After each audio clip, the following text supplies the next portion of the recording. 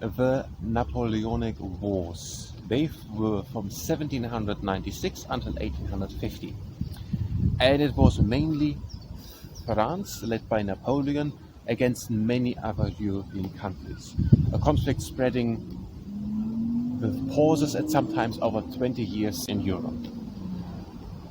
In 1796, Napoleon was ordered to halt an Austrian invasion, but he did not just hold it, he marched then on and captured almost or conquered almost all Austria. He marched up until Vienna. He tried to diminish the trading of Britain, and so he invaded Egypt in 1798 and defeated the Mamluks.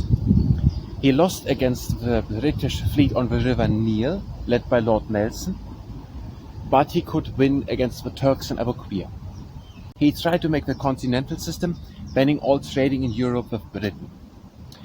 In 1805, multiple countries had come together to fight against France, but Napoleon could win at Austerlitz over Austria and Russia, and over Prussia at Jena and Auerstedt.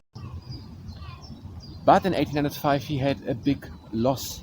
Together with the Spanish, he lost against the British fleet at Trafalgar, a little south of Spain.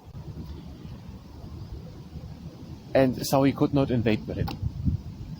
And he had also different army tactics. He had a conscription system in his country, since the French Revolution was that every male person has to do military service, and the army was built up from 800,000 people around 1800 to 3 million 1850. He used a system of columns, so not advancing with soldiers standing in one line, but in a column, I guess like that. And also he held back his reserves, his troops, for some time and waited how the battle was going. And when he found a weakness at some point where some soldiers of the other army was weak, or where something was going wrong in the other army, then he got his reserves and attacked at that point where there was a weakness. In 1812 he invaded Russia, and he also captured Moscow, but for some reason, it's not completely clear why, Russia burned down and many other things also, so the French troops had no provisions, they had nothing to eat, and they just were forced to retreat. They just went there, stayed there some time, everything burned down, and now they were there in the middle of a winter and had nothing to eat, and they had to retreat.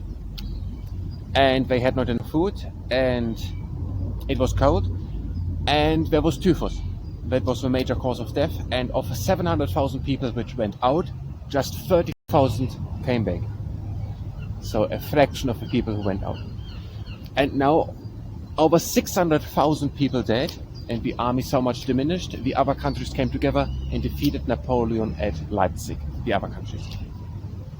He was bent to Elba, but came back from exile. Loyal soldiers followed him again. He stood up another army, but he was then defeated at Waterloo in June 1815 in the Battle of Waterloo, and then went to St. Elba in the middle of the Atlantic, where he lived the rest of his life.